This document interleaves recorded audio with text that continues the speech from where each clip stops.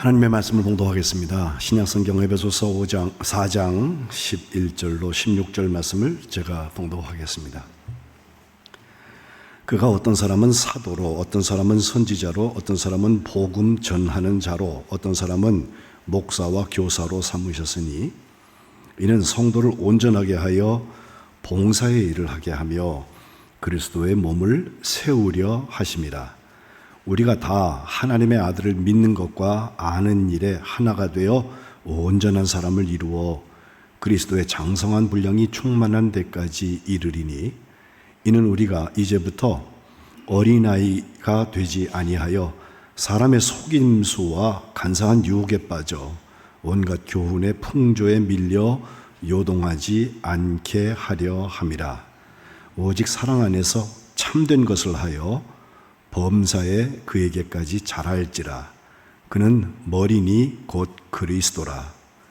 그에게서 온 몸이 각 마디를 통하여 도움을 받음으로 연결되고 결합되어 각 지체의 분량대로 역사하여 그 몸을 자라게 하며 사랑 안에서 스스로 세우느니라.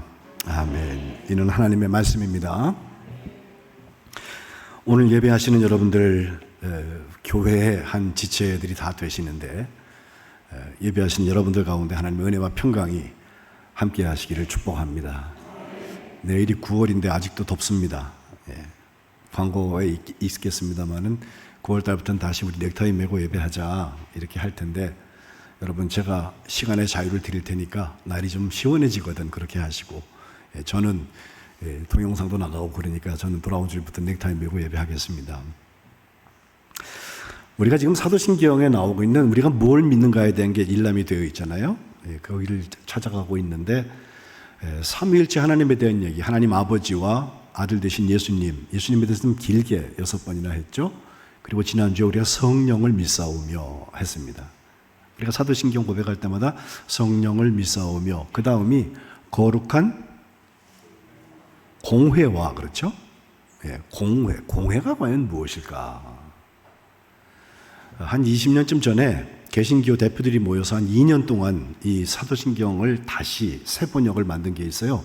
지금도 예수교 장로회 통합측 같은 데들은 공적인 예배에서 우리와 달리 새 번역 사도신경을 고백을 합니다.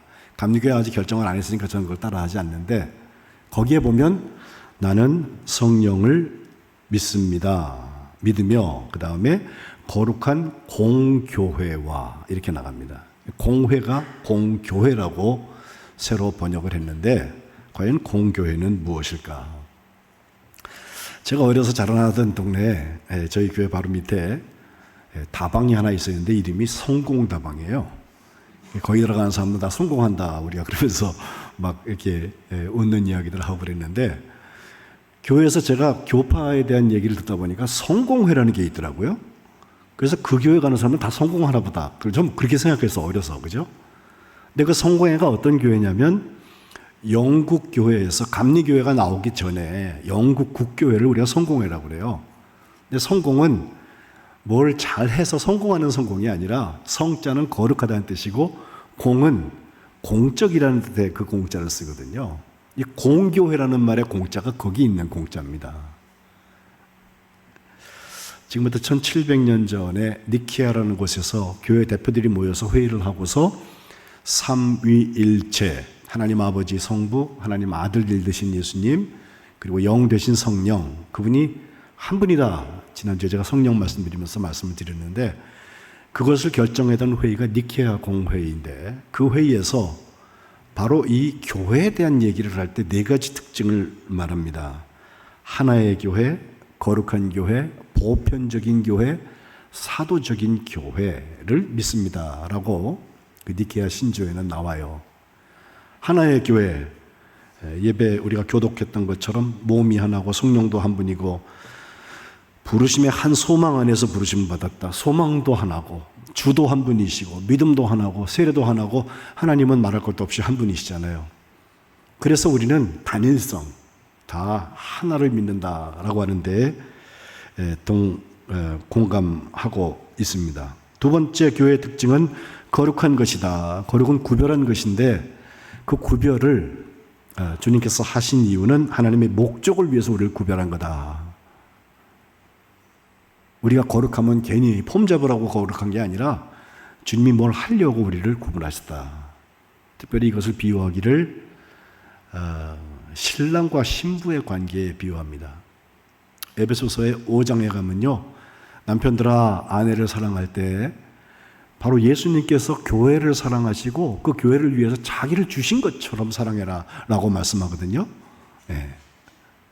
거기 보면 26절에 물로 씻어서 말씀으로 깨끗하게 하시고 거룩하게 하신다. 성결의 원칙이 여기 나오고요. 27절에는요, 티, 주름 잡힌 것 이런 거 없게 하셔서 거룩하게 하고 흠이 없게 하시려고 주님께서 그렇게 몸을 주신 것처럼 우리 가정에서도 남편이 아내를 그렇게 사랑해라 말씀하는데, 이건 가정윤리를 말한다기보다는 교회와 예수님과의 관계를 얘기하고 있는 거예요. 그래서 거룩한 교회라고 표현하는데, 이것은 예수님 한 분이 신랑이시고 여기 남자, 여자, 어르신들, 아이들 다 할 거 없이 똑같이 다 예수님을 맞이하는 신부가 되어서 성결의 삶을 살아라. 그게 교회다라고 하는 뜻이 담겨져 있습니다. 세 번째는 카톨리카라 해서 이것을 우리가 보편성이라는 말로 표현하는데, 우리가 가톨릭 교회라고 한국말로 번역하는 구교, 천주교라고 얘기했던, 지금도 물론 로마의 바티칸 시국을 중심으로 해서 전 세계에 퍼져 있는 그 로마 카톨릭하고는 전혀 다른 의미의 카톨릭인데, 보편적이다, 공통성을 갖는다 해서 우리가 이제 돌아온 주일부터 부흥회를 하게 되는데, 거기에는 우리 안양지방에 있는 교회들이 다 오잖아요. 그 교회들이 상가에 정말 새들어서 시작한 지 얼마 안 돼서 힘들고 어려운 교회도 있고, 또 우리보다 더 큰 교회도 있고, 크기나 이런 걸 보고 하는 얘기가 아니라 다 똑같이 하고 있는 게 뭘까? 보편적으로 믿음으로 고백하고 있는 게 뭘까? 그걸 생각해야 된다는 겁니다. 양태는 다르고 시대도 다르기 때문에 성향도 다를 수 있지만 그들이 정말 공통적으로 보편적으로 가지고 있는 믿음의 고백들이 뭐냐. 그리고 마지막 네 번째는 사도적인 교회라. 이건 이제 사도 계승을 얘기해서 뭐 1대 교황이 베드로고 2대는 누구고 해서 지금 교황까지 왔습니다. 로마 카톨릭은 그걸 주장하려고 애를 쓰는데, 그보다 중요한 건요, 그 사도가 누구냐? 주님이 보내주신 사람이에요. 보낸 사람이에요. 예? 사도라는 게 보냄받았다는 뜻을 가지고 있어요. 그래서 사도와의 전통을 쭉 따라서 똑같이 해야 된다는 것보다 중요한 것이 주님이 우리를 보낼 때 갈 사람이냐, 가서 또 흩어지는 교회를 살아갈 사람이냐, 성령이 내 안에 내주하시는 것 품고 살고 있는 사람이냐, 그렇지 않냐, 그 차이입니다. 성령이 거하시는 성전이라면 보냄받아서 흩어진 사도적인 교회가 되는 것입니다. 우리 기독교단감리회가 교리적 선언을 가지고 있죠. 이제 5년 후에는 100년이 돼요. 1930년에 이게 시작이 되었는데, 교회에 대해서 어떻게 설명했냐면, 한번 저기 우리는부터 첫 줄, 두 줄 한번 읽어볼까요? 시작. 우리는 살아계신 주 안에서 하나이 된 모든 사람들이 예배와 봉사를 목적하여 단결한 교회를 믿으며, 그죠? 여기 하나이 된, 옛날 말이라 그래, 하나가 된, 다 교회가 하나다. 모든 사람들이 두 가지 목적을 얘기했어요. 예배하고 섬기는 거. 그래서 단합한 교회를 믿는다. 근데 이게 97년도에 한 30년 됐네요.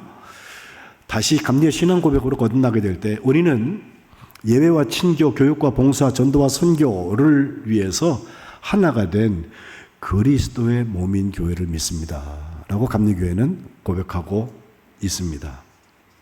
제가 이것에 대해서 1년도 넘었습니다. 우리 교회 와서 시작할 때 6월 달부터 7월 달까지 교회의 특징에 대한 5가지를 하나씩 말씀을 전했던 일이 있는데, 교회의 5가지 기능은 여러분 주보에 보시면 우리 교회가 어떤 교회입니다라고 제가 뒤에 소개를 해놓았거든요. 예배, 복음 전하기, 섬기고 봉사하기, 가르쳐 지키게 하기, 성도의 교제, 이 5가지를 써놓았는데, 이게 바로 그때 설교한 것이고, 유튜브에 들어가시면 영상이 아직도 다 살아있으니까 여러분 원하시면 보시면서 복습하실 수 있을 것입니다. 그런데 오늘 제가 교회를 믿습니다, 공교회를 믿습니다.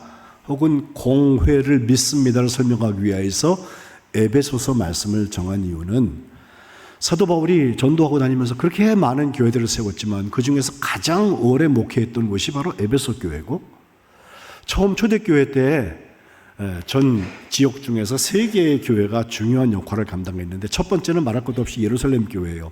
성령의 역사가 나타나서 120명이 성령을 받고, 그리고 스데반을 비롯해서 야고보까지 순교를 당해가면서 복음을 전했잖아요. 또 그 순교 때문에 흩어지기 시작했는데, 두 번째 중요한 교회는 시리아, 지금 수리아에 있는 안디옥이라는 교회에서 거기서 부흥의 역사가 나타나는데, 바나바가 거기서 사울을 이제 변화된 바울을 데리고 와서 같이 1년 동안 목회하는 중에 성령의 역사가 크게 나타나고 교회 부흥의 역사가 나타나니까, 거기서 사람들이 우리 예수 믿는 사람들을 그리스도인이라고 칭하기 시작을 하고, 거기서 선교사를 파송하기 시작해서 바나바와 바울이 1차 전도를 같이 다녀오고 2차부터는 헤어져서 다른 길로 선교의 여행을 떠나게 되는데, 이것이 수리아에 있는 안디옥 교회, 정말 중요한 교회예요. 어쩌면 예루살렘 교회의 시간이 짧았다면 그 안디옥 교회에서 일들은 그보다 훨씬 길었습니다. 그리고 거기서 믿음의 역사들이 많이 나타났습니다. 또 세 번째 교회를 얘기하라고 그러면 오늘 우리가 보는 이 에베소 교회인데, 그 에베소 교회는 소아시아, 터키의 서부 쪽입니다만은 그쪽에 있는, 우리가 계시록에 보면 7교회가 쭉 나오는 중에서 1번 교회이기도 하고요. 그 에베소 교회가 사도 바울이 그 많은 교회를 섬긴 것 중에서 3년이라는 시간, 적어도 2년 3개월 이상으로 되어져 있는데, 3년이라는 세월을 그 교회에서 섬기면서 눈물로 그들을 훈계하고 섬겼던 곳이고, 그 교회를 중심으로 해서 거점 삼아서 주변에 교회들이 많이 개척이 되었기 때문에 믿음의 역사가 저 타 지역에 가서, 이방 문화에 가서 크게 역사한 교회다. 제가 에베소를 한번 가보았는데, 거기 사도 바울이 시작했다고 하는 그 교회가 디모데를 통해서 나중에는 예수님의 사랑받던 제자 요한을 통하여서 크게 역사했던 그 아름다운 흔적들이 지금도 남아 있습니다. 생각해보면 그 에베소 교회가 사도 바울이 세웠던 많은 교회 중에서 바울의 마음속에는 내가 뭐 이게 옳다라는 주장을 하는 것보다 정말 눈물로 그 교회를 위해서 간곡히 부탁하고 싶은 말씀들이 많이 있어서 1장부터 3장까지는 주로 이론적인 얘기를 하고 4장부터 6장까지 6장밖에 안 돼요. 우리가 정말 교회를 산다는 것이 무엇이냐? 교회는 건물이 아니고 사람이라고 제가 말씀드리잖아요. 성령이 거하시는 성전을 살아간다는 게 도대체 뭘 의미하나? 이것에 대한 설명을 하고 있는데, 오늘 4장 11절부터 제가 잘라 읽었지만 1절부터 보면 가장 중요한 말은 부르심에 합당하게 행한다는 거예요. 교회, 에클레시아라는데, 에크는 무엇무엇으로부터라는 뜻이고, 클레시아, 칼레오라는 동사에서 나온 말인데 이게 불렀다는 뜻이에요. 여러분 오늘 와서 예배하시는 이유는 주님께서 여러분을 부르셨기 때문인 줄 믿습니다. 안 불렀는데 그냥 왔는데요? 그런 분도 계실 거예요. 근데 지나보세요. 왜 내가 예배를 드리고 주님을 거기서 만날 수 있었나? 주님이 부르셨기 때문에 가능한 거예요. 그럼 와서 예배 한번 드리면 난 천국 가나? 그렇지 않습니다. 오라고 부르셨을 뿐만 아니라 가라고도 부르셔요. 집으로 가라. 집에서 주님이 부르시는 거고, 직장으로 가라 그러면 직장에서 부르시는 거고, 심지어 못 오게 되었으니 온라인으로 보면서도 지금 내게 부르시는 주님의 부르심이 있어요.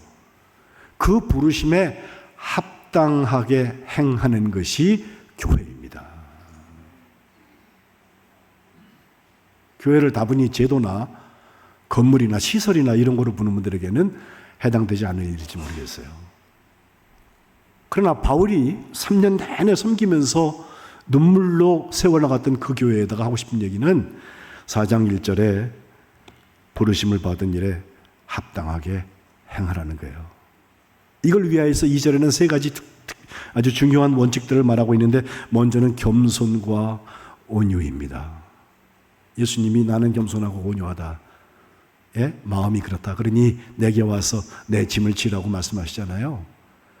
수고하고 무거운 짐자들이 와가지고서는 다시 그 짐을 가져가지 않을 수 있는 이유는 주님이 초청하셨기 때문이고 부르셨기 때문인데, 왔을 때 우리가 하는 일은요, 그 짐은 내려놓고 마음이 온유하고 겸손한 주님의 짐을 지고 가는 거예요. 쉽고 가볍다 하셨어요. 근데 사람들이 기대도 없어. 또 행동하려고 하지 않아요. 부르심에 합당하게 행하려고 하지 않는데, 그 중에 특징 중에 제가 제일 먼저 나오는 게 겸손과 온유라는 거예요. 옳고 그름의 문제가 아니에요. 두 번째는 2절 중반절에 오래 참음이 나옵니다. 목회하면 할수록 제가 배우는 거 하나는 참음이에요. 좀 바보 같기도 하고요. 무슨 담임 목사가 절에 이런 소리를 들어도 참는 거예요. 왜 참는 줄 아세요? 그분이 원해서 참는 줄 아세요? 그렇지 않습니다.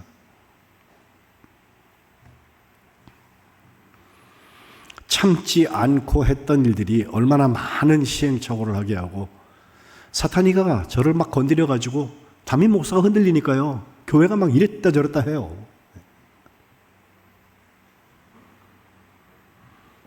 세 번째는 서로 용납하라는 거예요. 내 생각과 다를 수 있어요.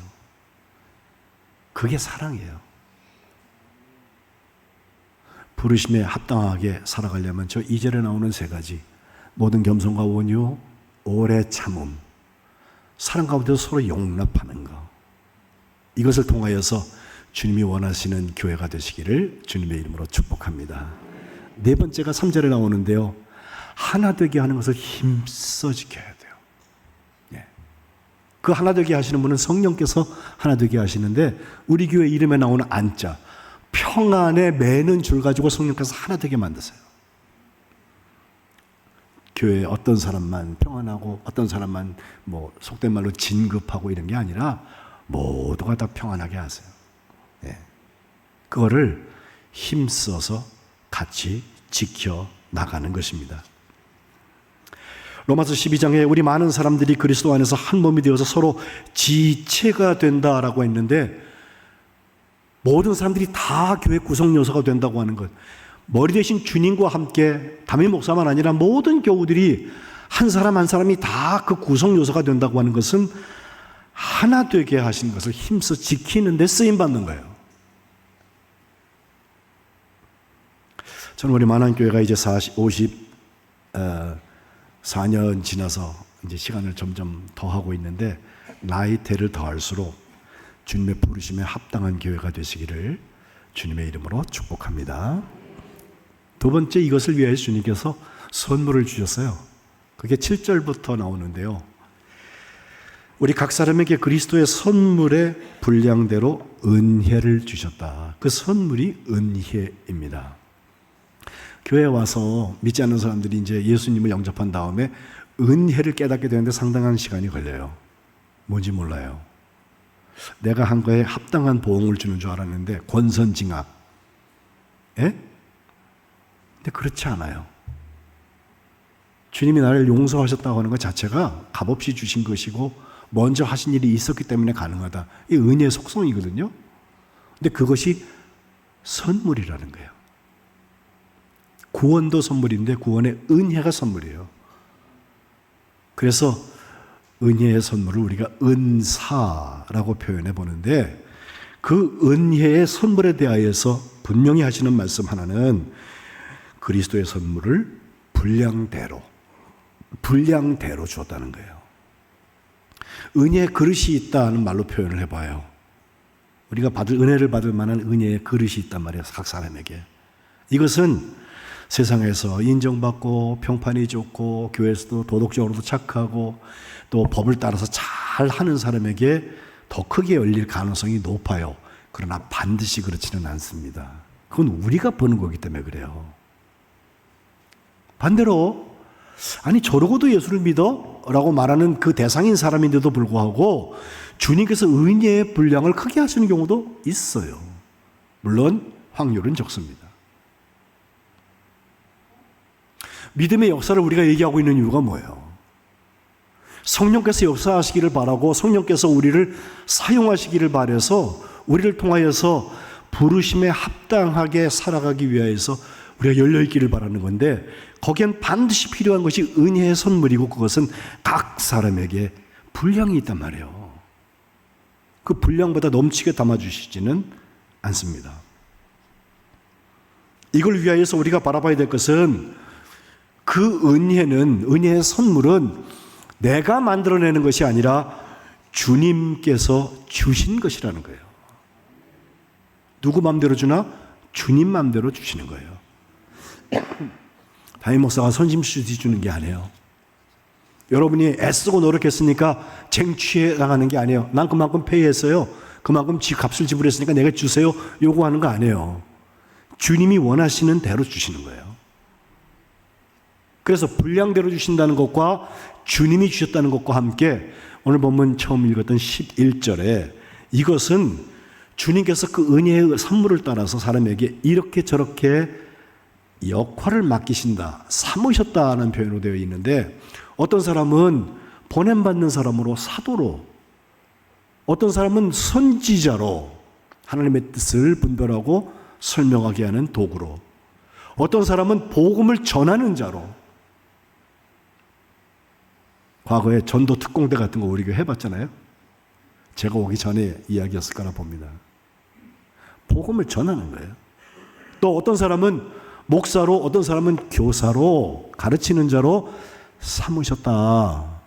이것은 은혜의 선물을 활용하게끔 하시는 것인데 그 목적이 12절에 잘 나와요. 교회는 이게 풍부해야 합니다. 예수님 전화는 받으세요. 그래야 제가 끊고 얘기를 하지. 12절에 보니까 한번 읽어볼까요? 이는 성도를 온전하게 하여서 봉사의 일을 하게 하며 그리스도의 몸을 세우게 하려 하십니다. 아멘. 이 세 가지, 성도들을 온전하게 한다, 봉사의 일을 하게 한다. 그 일이 섬김의 일인데 바로 믿음의 역사의 그 일이에요. 섬기는 지도력입니다.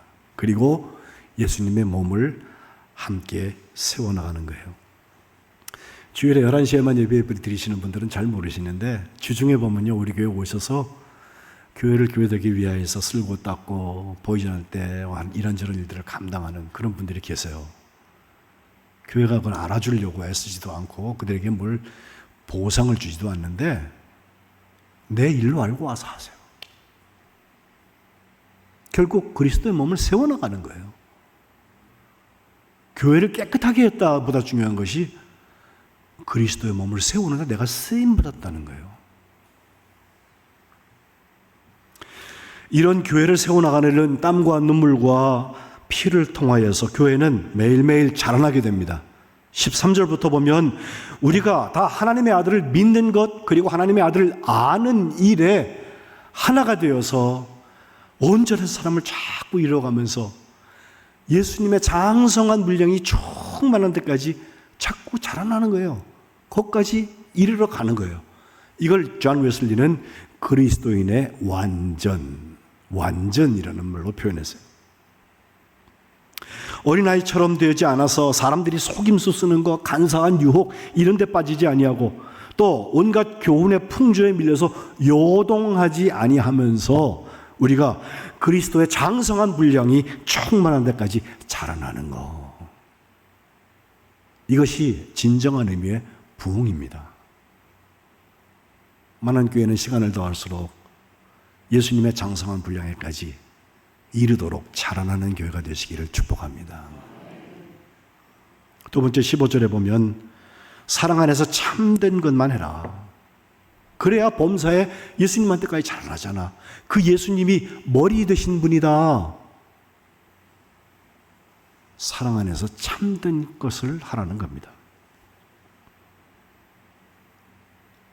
세 번째로는 16절에 보면 방법이 나오는데 그 머리로부터 온 몸은 각 마디를 통하여서 도움을 받습니다.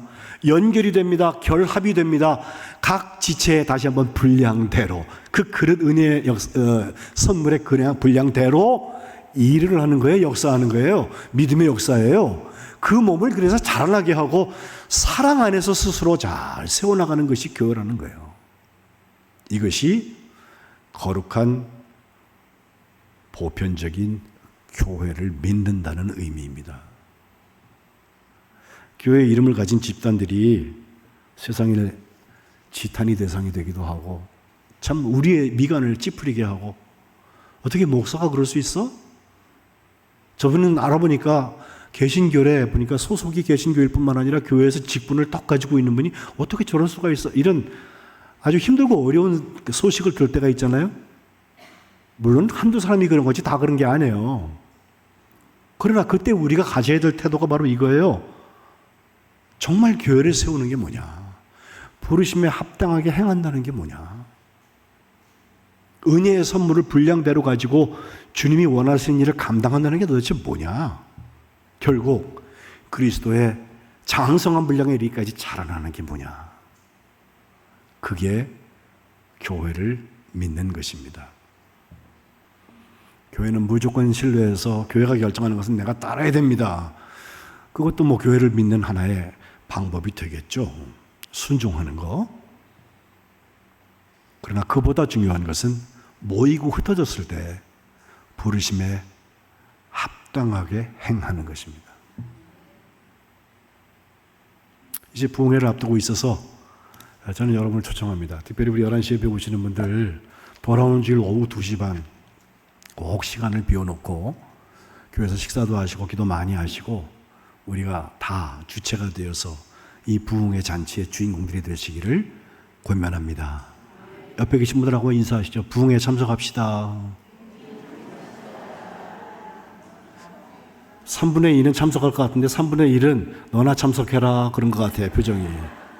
예? 그러면 바꿔서 얘기해 볼까요? 저도 부흥에 참석할래요. 시작. 저도 부흥에 참석할래요. 예. 그렇게 하려면 어떻게 되냐면 돌아오는 주일 2시 반, 오후 2시 반. 몇 시요? 꼭 그 시간은 딴 데 가 있지 말고 여기 계셔야 돼요. 여기. 예. 우리 교우들이 은혜 받지 못하는 부흥회라면 저는 우리 교회에서 해야 될 의미를 못 느껴요. 물론 연합성회라서 우리 지방의 다른 교회 교인들도 올 거예요. 그러나 그분들은 제겐 두 번째 관심이고 제일 먼저 관심은 우리 만한교회 교우들, 만한교회 그리스도인들이 그리스도의 장성한 분량에 이르기까지 자라나면서 정말 교회를 세워나가는 일, 교회가 진짜 부흥되는 일. 예? 왔다 갔다 하는 사람들 잔뜩 들어앉아 있는 건 말고 한 사람이라도 정말 예수님을 영접하고 부르심에 합당한 삶을 살게 하는 거, 그것이 이번 부흥회가 되어야 될 줄로 믿습니다. 제가 그래서 하박국 3장 2절 말씀을 오늘 오후 예배 때, 아니 내일 새벽에 말씀을 전하려고 그래요. 내일 새벽은 우리가 한 달을 시작하는 첫날이라서 첫날 새벽 예배로 우리가 드리거든요. 새벽 기도를 안 하고 오세요. 오셔서 말씀을 같이 나눠보세요. 그러면 뭘 해야 되는지에 대한 어떤 그림도 그려질 테고 기도 제목들도 많이 생길 거예요. 오늘 장로님이 기도해 주신 대로 이번 집회를 통하여서 우리 교회가 정말 주님 원하시는 교회로 변화되고, 아멘. 우리 안양지방에 속한 그 많은 교회들도 예수님의 터치가 일어나서 부흥의 역사가 나타나고, 이 마지막 부흥하기 힘든 때라고 하는 이때 오히려 안양지방의 교회, 특별히 만한 교회는 주님의 부르심에 합당한 교회가 되는 교회가 일어나시기를 주님의 이름으로 축복합니다. 저는 부흥회를 열 때마다 꼭 읽는 책이 하나 있어요. 미국에 부흥회를 많이 다녔던 한 목사님인데, 그분은 뭐 전문 부흥사라고 여기저기 다니면서 말씀을 전한 게 아니라 이름이 레오나드 레이븐 힐이라는 분이거든요. 94년도 30년 전에 돌아가셨어요. 근데 저분의 집회의 특징이요, 그렇게 소리를 지르고 그런 건 아닌데 그 말씀을 쭉 듣고 나면 사람이 둘로 나눠요. 하나는 토저라는 분이 얘기한 것처럼 맹렬한 적대자가 되든지 아니면 열렬한 지지자가 되든지 둘 중에 하나가 되지 중간이 없다는 거예요. 그 얘기는 하나님의 말씀을 전했다는 뜻입니다. 사람 보고 얘기한 게 아니라 하나님의 뜻을 전했더니 받아들이는 사람과 받아들이지 않는 사람이 나뉜다는 거예요. 그가 무릎 부흥, 하나님의 방법으로 부흥하라, 뭐 좋은 책들을 썼는데 많이 쓰진 않았어요. 근데 그 중에 부흥의 세대여 통곡하라 라고 번역을 해놓은 Why Revival Tarries, 왜 그 부흥이 지체되고 있나 라고 하는 책에서 저는 부흥회를 앞두고 있는 제게는 기도 제목들이 여기 있어요. 먼저 그가 하는 말, 부흥은 기도에서 온다는 거예요. 어떻게 하면 부르심에 합당한 삶을 살겠나? 기도해야 합니다. 기도. 교회가 부흥하는 척도는 기도에 있습니다. 어떤 사람도 자기의 기도보다 위대한 사람이 없다라고 시작을 하는데, 제가 그냥 번역해 놓은 대로만 보면 이게 영어를 잘 사용해서 읽기도 좋게 만들어 놨어요. 기도하지 않는 목사가 있다면 그거는 연기하는 거다 혹은 노는 거다. Praying and playing 이라고 표현했고, 기도하지 않는 사람은 탈선한다 라고 말했고, 우리 교회에도 조직하는 사람들은 많아요. 자꾸 뭐 장을 만들고 이렇게 여러 가지 조직을 하는 사람들은 많은데, 정말 고뇌하면서 갈보리 십자가를 앞두고 주님께서 그 겟세마네 동산에 기도하는 것처럼 기도하는 사람이 드물다. 교회에서 연기하고 그런 척, 교회에서 돈을 내서 헌금하는 사람들은 꽤 있는데 기도하는 사람이 드물다. 하나님과의 교통이 적다.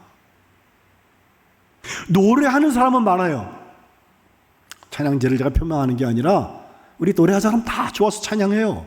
그러면 내가 마음이 열린 줄 아나요? 아닙니다. 진짜 하나님하고의 소통은 기도할 때 일어납니다. 매달릴 때 일어납니다.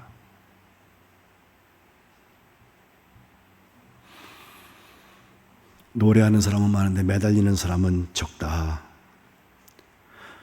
목사님들은 굉장히 수가 많아서 넘쳐나는데 정말 하나님하고 씨름하는 사람이 드물다. 두려움은 많은데 눈물이 없다. Fears, tears.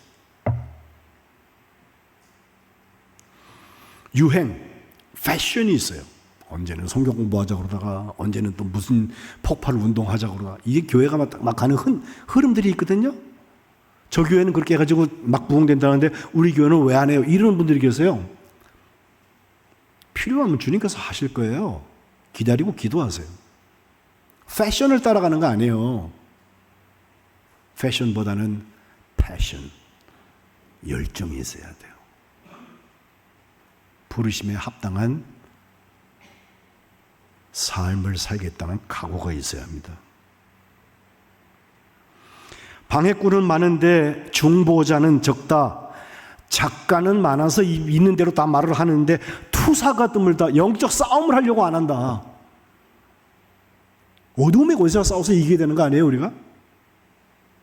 마지막, 여기서 실패하면 우리는 어디 가서나 실패할 수밖에 없다. 저는 목회하면서 부흥회를 1년에 한 번씩 하지 않습니다. 오히려 오후 예배 때 선교사님들이 와서 말씀 주실 때 보면 부흥회 10번 참석한 것 같은 감동을 받을 때가 있어요. 그래서 오시라는 거예요. 때로는 신방 가서 신방 받는 사람의 이야기를 듣다가 부흥회 하는 것 같은 마음이 들 때가 있어요. 주님의 마음을 고스란히 전해야지.